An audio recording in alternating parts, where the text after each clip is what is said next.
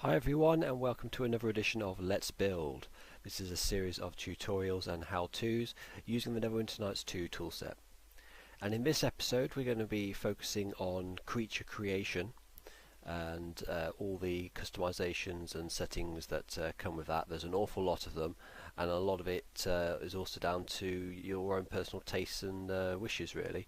So we're going to create a NPC for this particular project, and I'll run you through some of the decisions I'll be taking through that, and hopefully from that you should get a pretty good idea of how to put together your own NPCs for your own pieces of work. So without further ado, we're going to get to the creation part. Now, the default toolset doesn't really have much in the way of a creature wizard.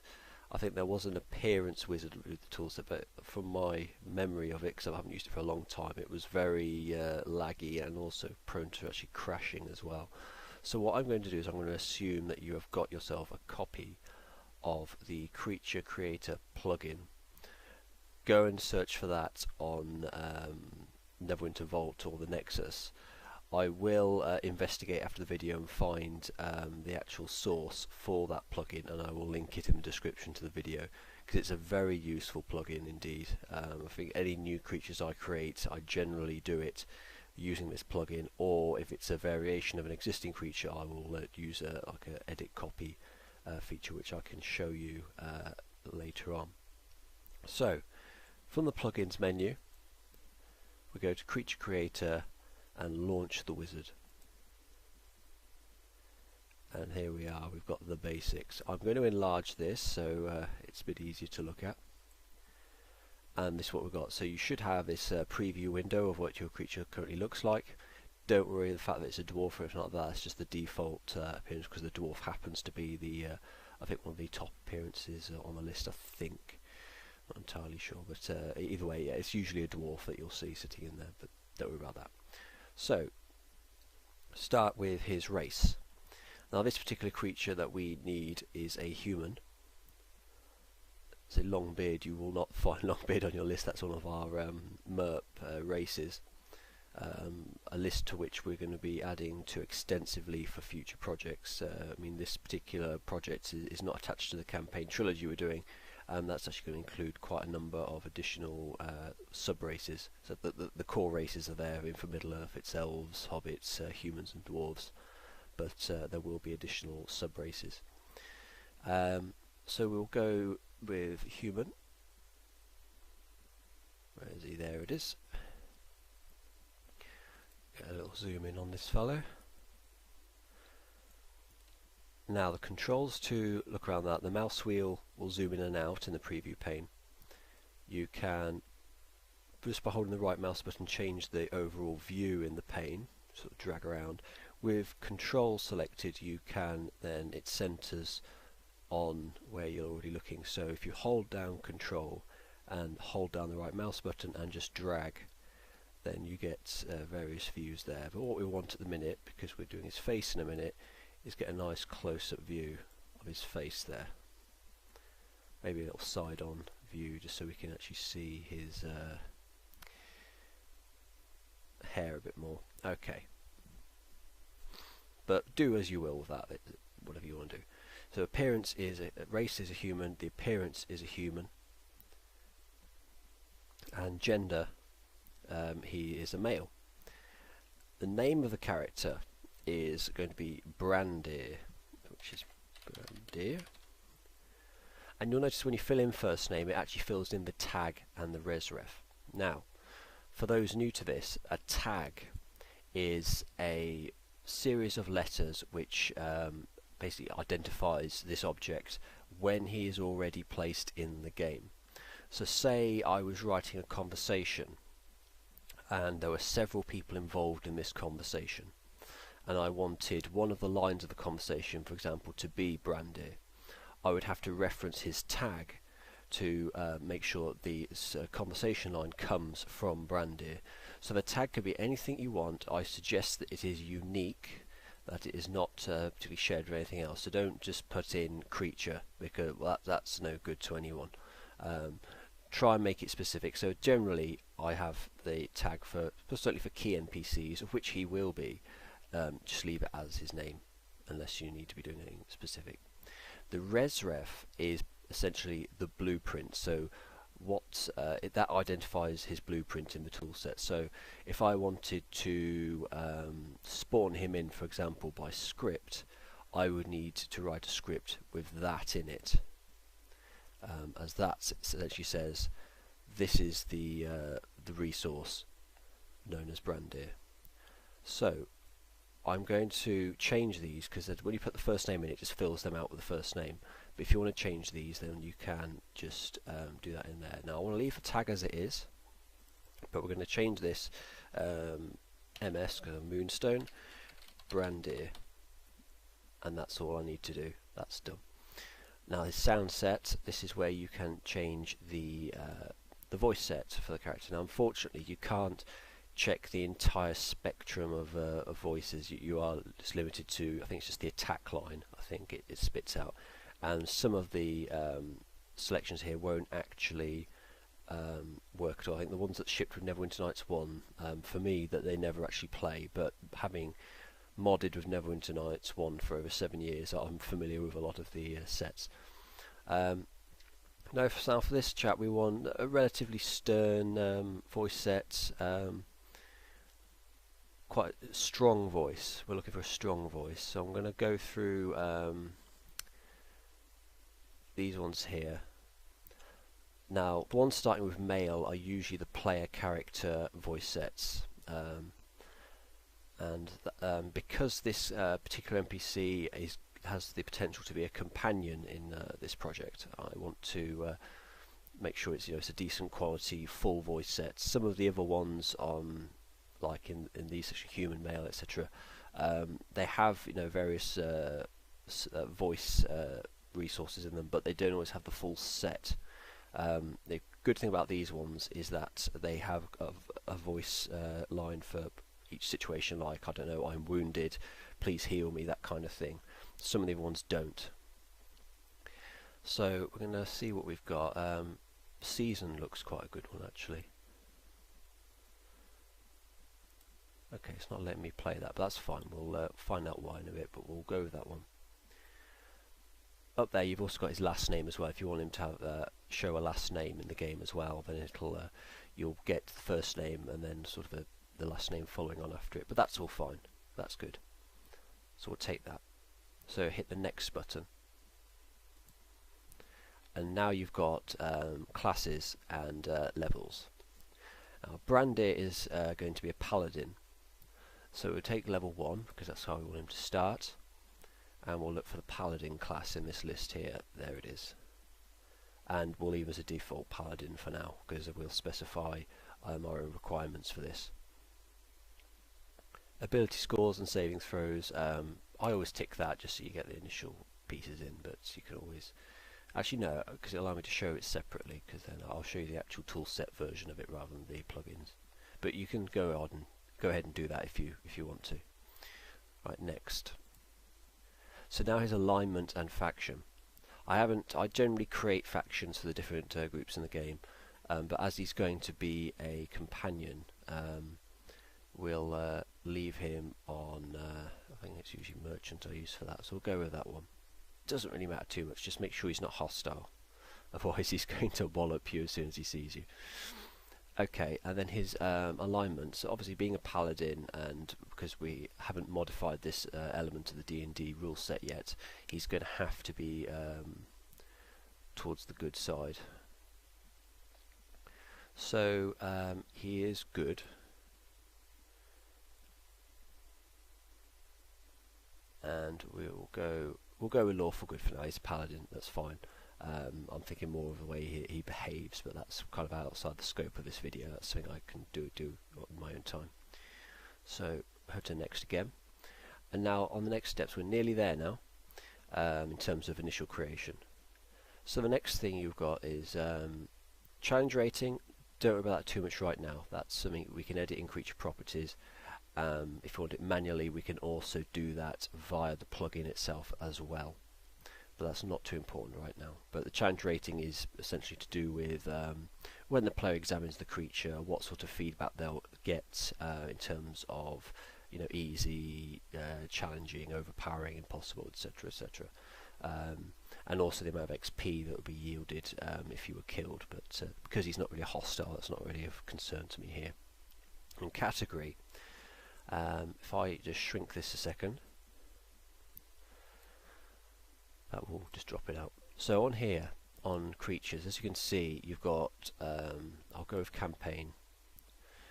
You have all these bits here like animal, bandits, constructs, dragons, etc. That each one of these is a category, which is very handy because it allows you to organise your resources into groups. So undead, you can then have categories within categories if you want as well. So the drowners, Guadigal are vampires, shadow eaten, shamblers, skeletons, etc.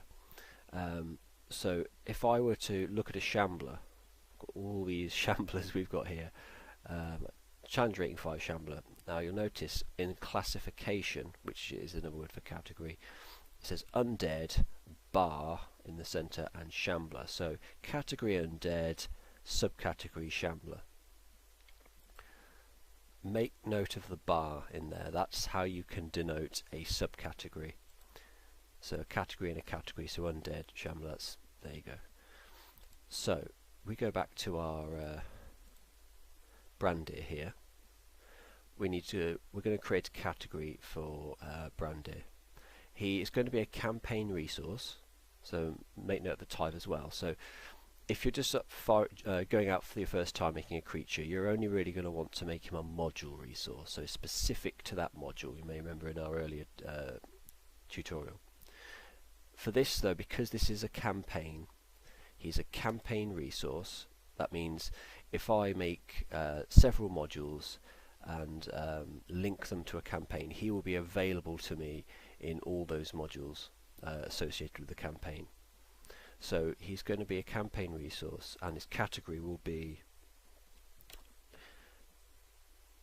Moonstone, and it's I don't want a subcategory, so I'm just going to call it Moonstone Companions. There we go. So he's a companion now. He's specific to that one. I've got an NPC companions on there, but they are all specific to the campaign trilogy, which is currently being finished off, so I don't want them getting jumbled up with them. So that's that campaign resource. He's a Moonstone companion, and next we will certainly want to customize his size and appearance, so we're going to go with that and go to next. And now we have a menu where we can play around with his appearance now. Obviously, if you change your mind with any of this at all, don't worry, you can still adjust him in the toolset. So this plugin, it's not the be all and end all of creating a creature. You can always go back and change things, and that's a very easy thing to do. But it's always nice to just get these things set up from the start. Gets you kind of inspired a bit. Then once you can see them in the flesh and going, it kind of starts to feed. You get more ideas feeding off from that. So yeah, we've got a human. That's the appearance model. So the base model. Obviously, there's all kinds of appearances in here. Want to be a kobold, it could be an ice method, etc. But obviously, the base races allow you the most customization.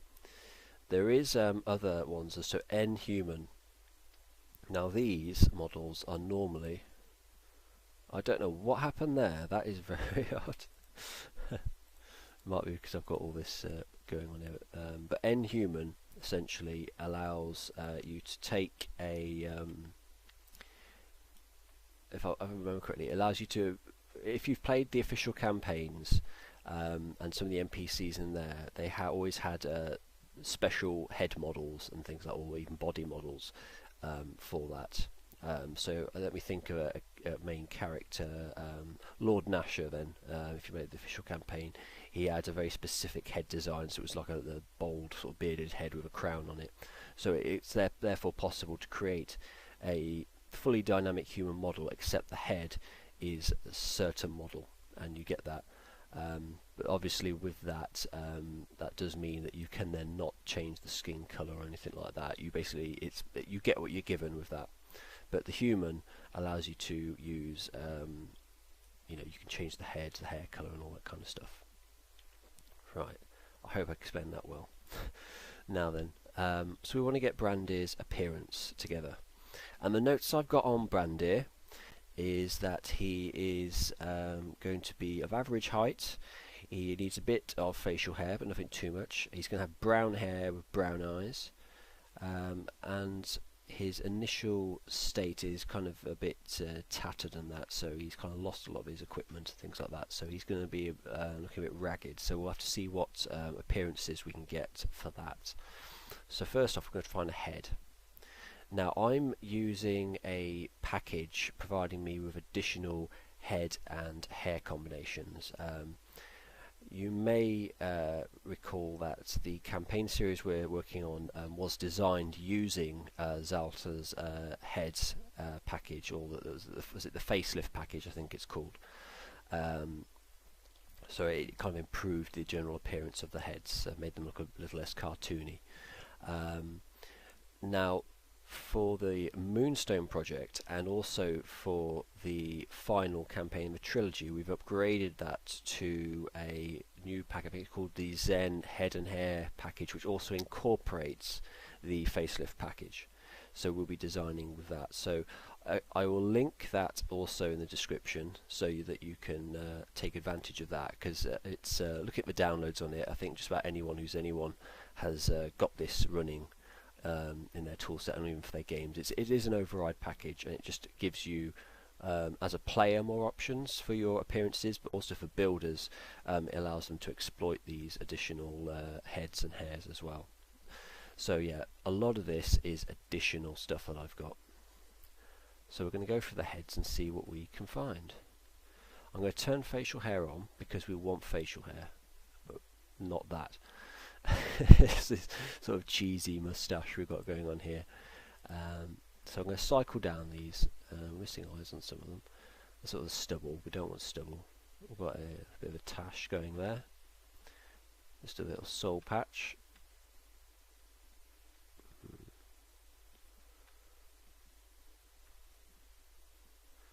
That ain't too bad. I don't mind that one.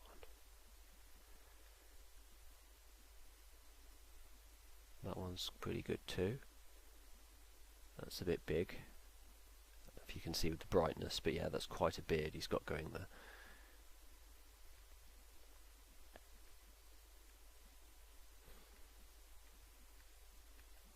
Oh, going to the realms of ugly now and strange.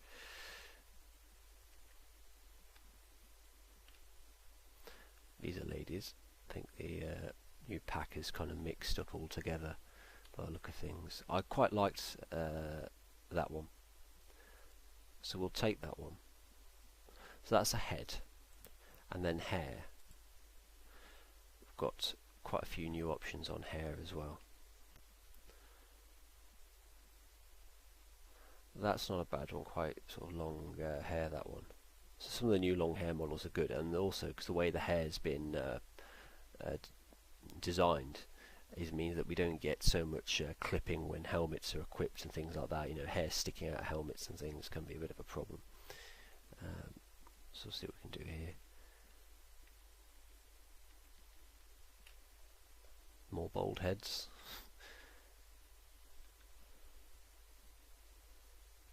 And we're going to the realms of ladies now, I think.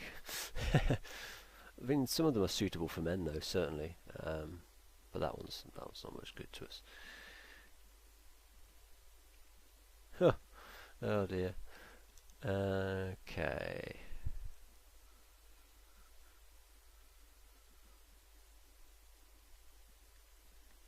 Okay, we reached the end of that. Right, I think there was that one near the start I quite liked. That's the one. So we've got that in position. We certainly don't want a tail on him, and we certainly don't want wings. If you tick no visible helmet, that essentially means that when he equips a helmet item, it will not render on him at all. So it's certainly useful if you've got you know, really nice looking character with the hair and anything like that, but when you equip a helmet you're getting clipping problems and things, or for any other reason. If you don't want helmets showing, just tick that and the helmets will never show. However, you know, you'll still gain the benefits of the properties of that item. It just won't display. Script hidden, that is a mode where the character, you could spawn them in or place them in the world, but that no one will be able to see them at all until you use a script to stop them from being hidden. So it's good for sort of staging events and things about to happen, or if you just need to conveniently get someone out of the way. Script hidden is for that, and I'm sure we'll touch on that at some point in the future. Facial hair we've done. Next we'll look at size and scaling. So this is where you can change the size of the NPC, and it's much like placeable scaling, which we've done as well, but it's equally useful on creatures, certainly with monsters and things. Say if you want to have a particularly tougher version of another monster, then maybe just making it a little bit larger might be of use. But for people, you know, it's always good because you get a bit of variety in appearances just through their size and things. So Brandir is of average height. So obviously average height is entirely open to interpretation, and also what your what's your world and setting is. What I'm going to do is I'm going to drop him down to 95% height, but he's still, you know, pretty well built and, you know, reasonably chunky. So we're going to increase his width and thickness to 103, and there we go. Now if you tick constrain values while you're doing that, what it'll do, in fact I'll show you, is straight away when I ticked that, everything kind of changed. Everything stays in proportion, so that all it means is everything will move together. So if you want to move the whole lot, you can do, and it'll do it all together. We don't want that. We want a height of 95%, a width of 103, and a thickness of 103. So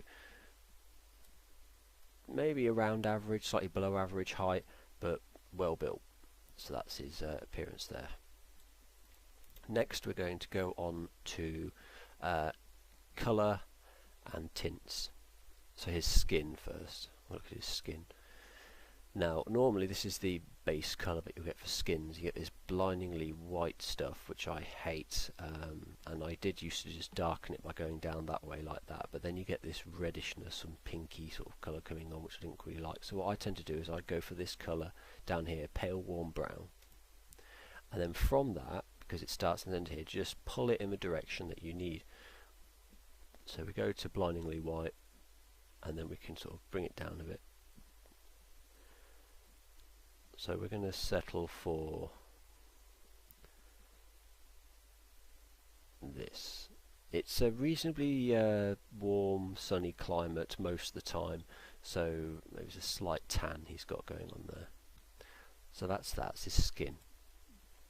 Now his eyes, they're brown, so we want to click on the eyes and have a look at our browns here, see what we've got. I think we want to go with quite a dark brown, I think.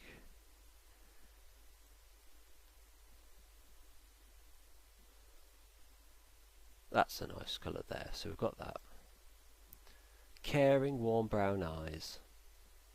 Well, that remains to be seen how caring it really is, but still. There we go. Hair. Right, so again, we're going with browns on this one. So we'll just go straight towards the dark here. Now, one of the hair types, I believe, is known as the highlight, and one is the base colour. I think this is the base. Well, that could be the highlight, actually.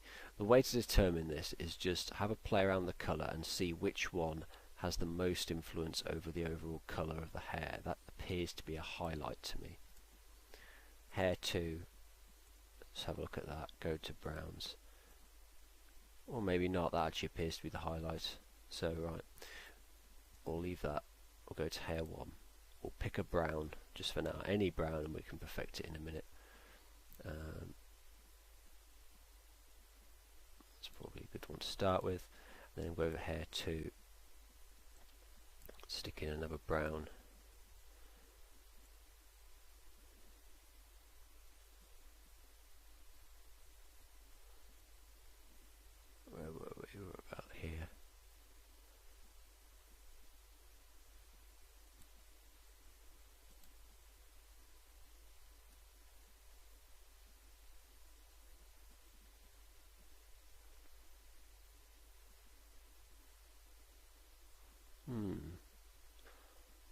it's me, but I'm not quite happy with that. I don't know if that's shininess or that it's not all coloured in properly. We'll see. We'll come back to it. The next option is facial hair, and that's usually the eyebrows. Occasionally it is the stubble on if they have a stubble on their face as well. So we'll go facial hair, and that'll be going in the region of brown as well, but we will make that a slightly darker colour to what's already on him, so we'll go with that one there. I hope that's just shininess. Okay, accessory, that is if you've got things like earrings or like a hair ties, things like that, hair bands, that kind of stuff. That affects the colour for those. He hasn't got any, so we won't touch that. Then armour 1 and armour 2 are his base clothing colours. So if he's not wearing any armour item, that determines his colour scheme essentially. So, but we're going to leave that blank because I tend to adjust these afterwards. Excuse me.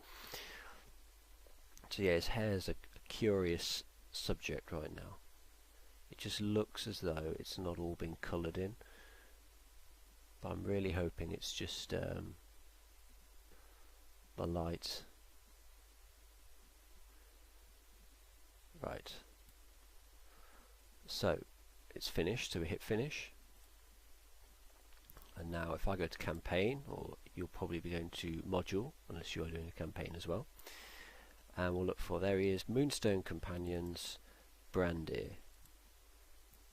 And now what we'll do is we'll bring out his properties all the way across, so we've got full visibility, and then I can go through some of these pieces here. Now when you have the properties window open for a creature, make note of some of these other tabs you've got running on the top here. So obviously properties, which are all his various settings, preview, so a preview of the character, and his hair looks alright now actually, that's fine. Happy days. There's Brandir. So meet Brandir. He's a new character in our little series. We'll be seeing plenty more of him. Okay, so that's the preview pane. Inventory. So Brandir's inventory. We can edit his inventory with this button on the bottom here. This screen is currently a preview of what he actually has. So starting from the bottom with the equipment there, that is the slots. So head slot, chest slot, boot slot, etc, etc. And if he has, say, a armor equipped on chest, it would have the name of the item just after chest there, but right now he has nothing equipped. And then inventory is any other item in his inventory that's not equipped. Edit will allow us to place items in his inventory. So for example, we want to give him a set of full plate armor. I can go through my list of armors here, and as you can see we've got quite a collection here, so I want to give him a nice set of Meathglin full plate. Then if it was in his inventory, we would see that full plate Meathglin in the inventory. If I want to equip it on him, so move to chest armor there, then we look at the equipment section at the bottom, chest full plate Meathglin. However, Meathglin is a very fancy item and well beyond a level 1 character, so we don't want that, and he doesn't have many worldly possessions right now, so we don't want that. So that's the inventory. Basics is essentially all the initial information that we filled in about him, like his name, his subrace, his appearance, his gender, challenge rating, his classes and the level of each class, and his alignment. Conversation files, but I tend to do that a different way. Then mere packages, that kind of thing, so all the basic stuff. Next you've got statistics, so his stats, his any modifications to his saving throws, what his hit points are, his armor class, and also his attack bonuses and attacks per round. The feats tab, so the feats he has on there, Obviously get yourself used to the filter on here, which is very useful. So for example, I want to see what he has assigned right now, and these are the feats he already has, essentially the starting feats for a fighter, or paladin should I say. Skills, so his initial skills. Spells, if it's a spellcaster you can determine the initial spells and things like that, obviously for by level. But right now as a level 1 paladin he doesn't really get an awful lot. Special abilities, these are more for monsters, but you can, all the special abilities in the base game are all in here, so all kinds of things, like, I mean even spells are as well. But see, I mean, for example, dragon, so Dragon Breath 5, it's a fire dragon, that kind of thing, whatever. There's that, and if we come to monster creation later, I'm sure we will touch on some of that. And then armor sets, which was actually going to be our next port of call. You can define the appearance of the character, and this is also a tab you would use if you're ever creating armor items as well. You'd have a window like this where you can edit the appearance and tints and things of the armor. So what we're going to do then is we're going to get his appearance sorted out now. So this is the initial starting appearance for Brandir, how we want him to look when we first meet him. Now, first off, a note about armor set. So if I start playing around with these settings, so I don't know, I want him to look like that, for example, that is just his base appearance. That is not an item I've created. That is just a how he would look if he was not wearing any armor or anything like that, any armor item.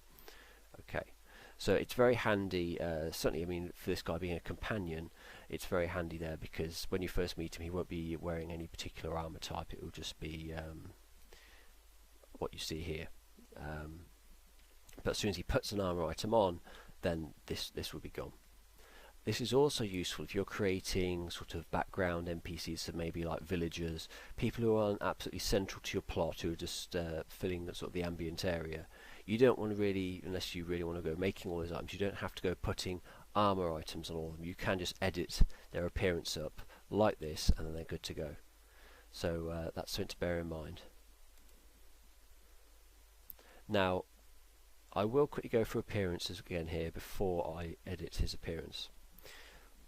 So, in the properties, we have appearance section. So the appearance again is the model of this character. So we want human, obviously, because we've set that all up and we changed everything around. Once again, you can change the head, you can change the hair. You can also attach a visual effect to him if you need to, which is what you'll be wanting to do for more magical creatures, that kind of thing. Now for Brandir we don't need an appearance attached to him, but if you just hit the drop box here, then you get all these different visual effects that you can attach to him. Some obviously aren't really worth having, but you have to experiment with that and find out. I'm sure we'll do some work with visual effects down the line. But it is an area with the visuals of Neverwinter Nights 2, much like Neverwinter Nights 1, it is all just down to experience and experimentation. You'll just have to play through that. There is actually a good module you can download, which is a visual effects browser, and again I'll put that in the description because that is another nice toy to have. The body bag, that is, if I just get the description up, determines what type of body bag is left behind when the creature is killed. Not relevant to Brandir, but if you drop down arrow there, you can see the kind of things that will appear if he's killed. But we're going to have you with default right now. So casts shadow. So does your NPC cast shadows? Might as well just leave that as is, because that's the default. He will cast shadows. Custom portrait. So if you want, for example, if Brandir were to join your party as a companion, which he will be in this campaign, or has the potential to at least, what icon will show in the party bar on the top right of the screen. So if you've played Umbral Abyss, you'll note that all the companions had custom portraits for that. They that displayed for them, and that tends to look better, to be honest, rather than the dynamic shot of the head of the character, because they've got helmets on, things like that. It can be quite hard to identify them, but that's entirely down to you. But yes, you can place custom portraits into your campaign folder, or just stick them into your, I think if you're in directory mode, if you put them in the module directory, that will also work as well. It just means the player will just get it. But correct me if I'm wrong there. Never draw helmet, you may remember that from the plugin, means that helmets will never render on the character. And now this one, never show armor, will also work. So if the character is wearing an armor item and you set this to true, it means that armor also will not render on the character. So if you want to maintain a certain appearance, then that's the option for you. Does he receive shadows? Creatures, just leave them as they are. I don't, unless it's a very particular type of creature you're making, but generally keep the shadow options as they are. The scale, so that's his size and dimensions we specified earlier on. Does he have a tail? The tints, once again, are all there. The UV scroll, I honestly don't know what that is or what it does. I've never really used any of that, but if someone can enlighten me, then please do. And wings, if we want wings on him, which we don't. So that was appearance. We've got that sorted out. We'll go to armor set now, and we want him to be a bit raggedy and roughed up from his let's say his background for this campaign.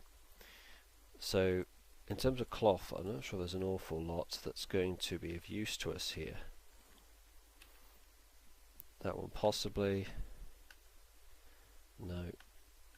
That one possibly, but I don't know. I've used that before on other companions, so I'm not particularly fussed about that one. No. Okay. We have another option, and that's called naked, with one option. Brandir in the nip sort of thing, just in his pants and shirt, could be an option. Do we have boots? We don't have any naked options on boots. Let's see, I've got these custom packages here actually. Costume barrel. It's only the one there, but it comes with various other components that you can get together as well. Yeah. So that's all plate armors, some new plate armors and things that we managed to get hold of. And we'll go with naked. We don't want a helmet on him. We will edit the boots that he's wearing.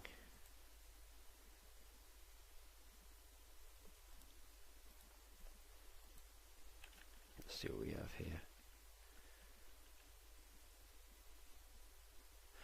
I've always really been confused by the naked appearance that Obsidian did. It just, I don't know, it just looks ridiculous.